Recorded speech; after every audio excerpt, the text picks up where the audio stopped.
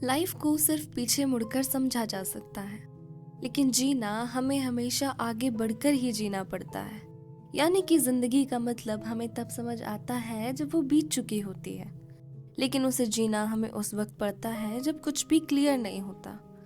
अब से 180 साल पहले फिलोसोफर सोरेन कीरकेगार्ड ने कह दिया था कि हम सब लोग समझदार हो गए हैं, इसलिए ही हम कमजोर भी हो गए हैं।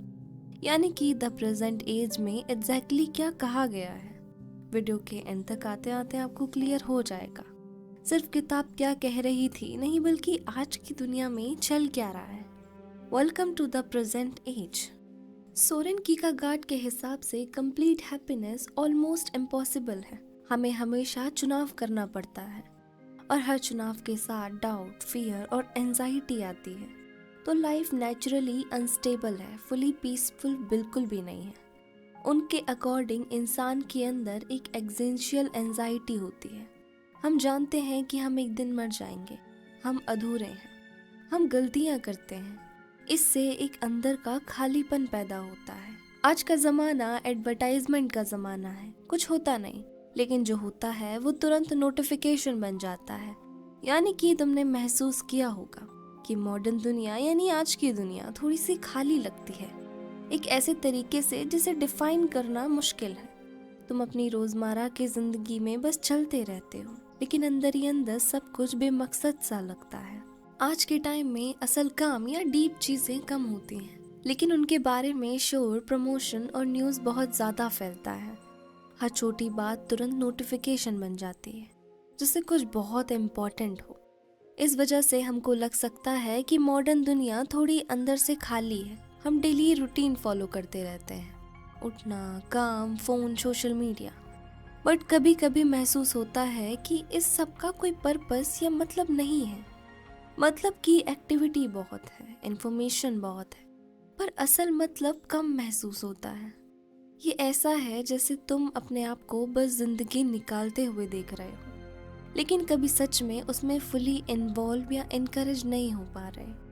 पिछले 200 सालों में फिलोसोफर ने इस प्रॉब्लम को समझने के लिए बहुत अलग अलग तरीके और एनालिसिस दिए हैं। हमारी एज असल में अंडरस्टैंडिंग और रिफ्लेक्शन की एज है। बिना पैशन के कभी कभी जोश आता है, फिर वापस शांत हो जाता है। मतलब आज की जनरेशन में सोच और एनालिसिस ने पैशन और इमोशन की जगह ले ली है, और इसका रिजल्ट क्या आता है हमारे सामने। हम एक्साइटेड होकर प्लानिंग करते हैं, फिर बस जोश खत्म हो जाता है और हम थक जाते हैं और फिर कुछ करते ही नहीं है। ये कीरकेगार्ड का डायग्नोसिस है मॉडर्न पोस्ट एवोल्यूशन दुनिया का। वो कहते हैं कि हम जल्दी मैच्योर हो जाते हैं, जैसे ज़्यादा स्मार्ट बच्चे। हम इतना ओवरथिंक करते हैं कि एक्शन लेने की हिम्मत ही नहीं बचती। हमारे पेरेंट्स या ग्रैंड पेरेंट्स डिसीव एक्शन ले लेते थे, पर हम सोचते रहते हैं। इवन सोरेन सुसाइड का एग्जाम्पल देते हैं। पहले किसी का इमोशनल ब्रेकडाउन होता था तो वो जंप कर लेता था एक पैशनेट मोमेंट में, लेकिन आज के टाइम में सुसाइड भी एंडलेस थिंकिंग का रिजल्ट होती है। हम डिसीजन लेना चाहते हैं पर एक्शन नहीं लेते, क्योंकि एक्शन के लिए पैशन और कमिटमेंट चाहिए। इसलिए शायद हम एज ऑफ इंटेलेक्चुअल में जी रहे हैं। रियल एक्शन की जगह सिर्फ फ्यूचर रिकग्नाइजेशन की एंटिसिपेशन। मतलब कि जैसे किसी को काम करने से पहले ही अवार्ड मिल जाए। हम एक्चुअल एक्शन करने के बजाय फ्लैटरी और इल्यूजन ऑफ अचीवमेंट ढूंढते हैं। पहले लोग एक्शन से खुद को प्रूव करते थे, अब लोग स्पीच, थॉट, डिस्कशन से प्रूव करते हैं। कीरकेगार्ड कहते हैं मॉडर्न वर्ल्ड में ह्यूमर भी नहीं है, क्योंकि अंदर से डेप्थ और एथिकल सीरियसनेस बची ही नहीं है। हम सब चीजों को जोक बना देते हैं, पर असल में कुछ फनी नहीं होता। आज के टाइम में सबसे बड़ी डिजायर है मनी। अपने brilliant essay the present age में कीरकेगार्ड ने हैरान कर देने वाली दूरंदेश नजर से उस बेचैनी और डिससेटिस्फैक्शन को पहले ही प्रेडिक्ट कर दिया था, जो आज बहुत लोग अपनी लाइफ में फील करते हैं। कैसे बहुत ज़्यादा इन्फॉर्मेशन कभी कभी बुरी चीज़ बन जाती है, या इससे भी ज़्यादा और भी बहुत कुछ। सालों से फिलॉसफी का काफ़ी हिस्सा पैशन की क्रिटिसिज्म करता आया है। ये हमारा वो हिस्सा होता है जो हमें ज़बरदस्त एनर्जी और विल पावर दे सकता है, लेकिन साथ ही ये इलॉजिकल, अनप्रिडिक्टेबल होता है और कभी कभी ये हमें हवा में उड़ते ख्यालों में भी ले जा सकता है। स्टोइक अक्सर पैशन को सीधा सीधा डेंजरस मानते थे। उनका कहना था कि हमें परफेक्ट और यूनिवर्सल रीजन के मुताबिक जीने से रोक देता है। प्लाटो का मानना था कि एक आइडियल सोसाइटी को पैशन के खिलाफ लड़ना चाहिए। इसका मतलब है कि प्लाटो और बेंडिक ऑफ नोशिया इंसान की अनकंट्रोल्ड पर्सनल विल और रॉ पैशन को डेंजरस मानते थे। प्लाटो के हिसाब से आइडियल सोसाइटी तब बन सकती है जब रीजन रूल करे, ना कि इमोशन या अनकंट्रोल्ड डिजायर। उनकी किताब द रिपब्लिक में वो कहते हैं कि हमारी सोल की 3 पार्ट होते हैं, रीजन, स्पिरिट और एपिटेट। अगर एपिटेट डिजायर पर या पैशन पर कंट्रोल ले ले तो सोसाइटी में केओस आ जाता है। उनका मानना ये था कि अगर हर इंसान बस अपने पैशन और पर्सनल विल के पीछे चलेगा तो डिसऑर्डर होगा। इसलिए स्टेबिलिटी के लिए रीजन, डिसिप्लिन और ओबीडियंस जरूरी है। और ये बिल्कुल समझ में आता है कि इतने सारे लोग इंसान के पैशनेट नेचर से डरते क्यों रहे हैं।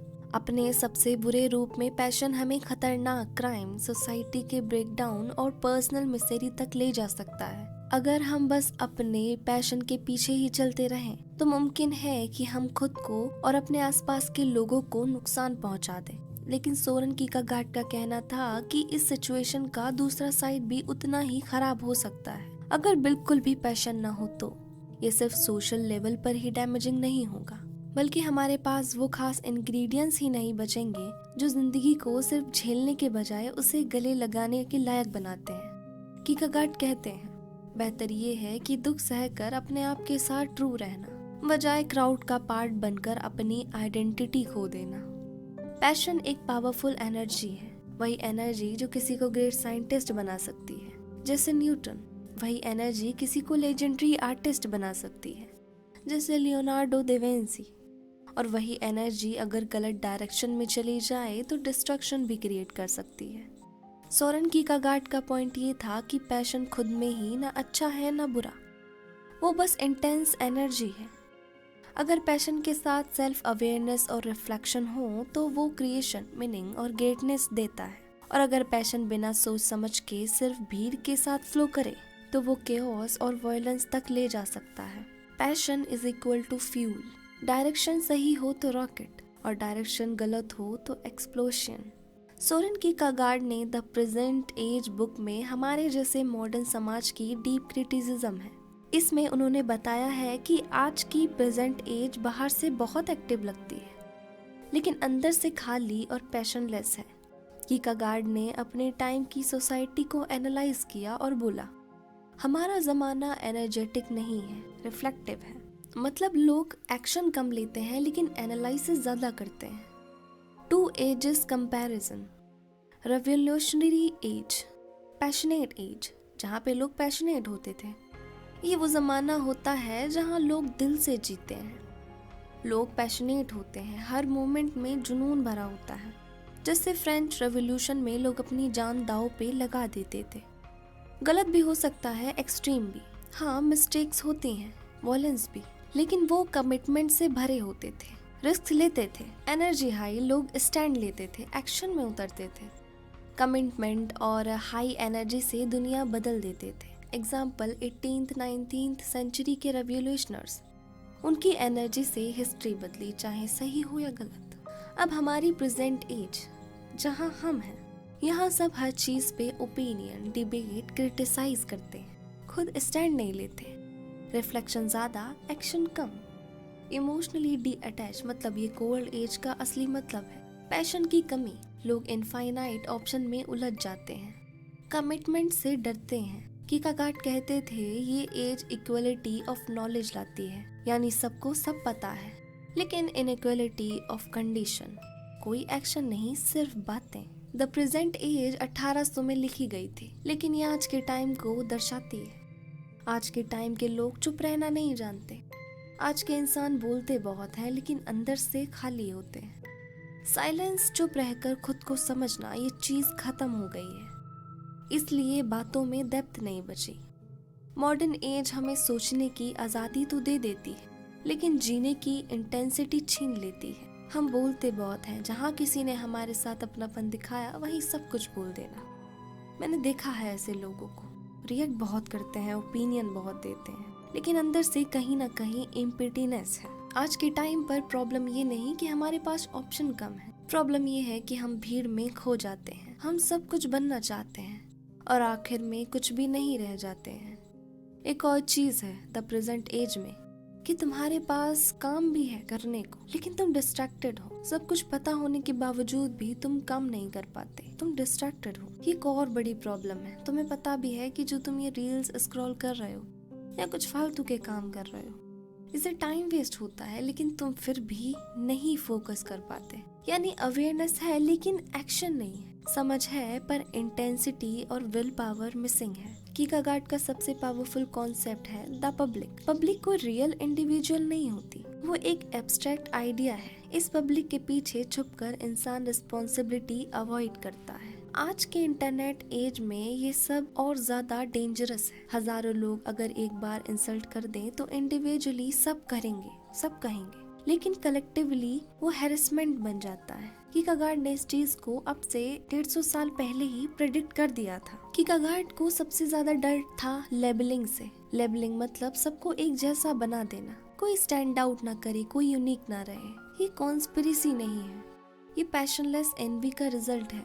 लोग एक्सेप्शनल इंसान को देखकर उससे इंस्पायर होने के बजाय उसे नीचे खींचते हैं। अगर तुम अपने आप को नहीं जानते तो तुम पूरी लाइफ मेरे जैसे चेस करोगे, और अगर तुम सिर्फ पब्लिक का पार्ट बन जाते हो तो तुम्हारी लाइफ गुमनाम रह जाएगी। सवाल ये है, क्या तुम फील करते हो कि पब्लिक तुम पर प्रेशर डाल रही है? क्या तुम अपने आप को खुद देखते हो या सबकी आंखों से देखते हो? कीकागार्ड 19th सेंचुरी में लिख रहे थे ये सब, और हम 21st सेंचुरी में हैं। शायद ये ओल्ड दानिश थिंकर कुछ ऐसा देख गए थे जो हम सोशल मीडिया के शोर शराबे में मिस कर रहे हैं।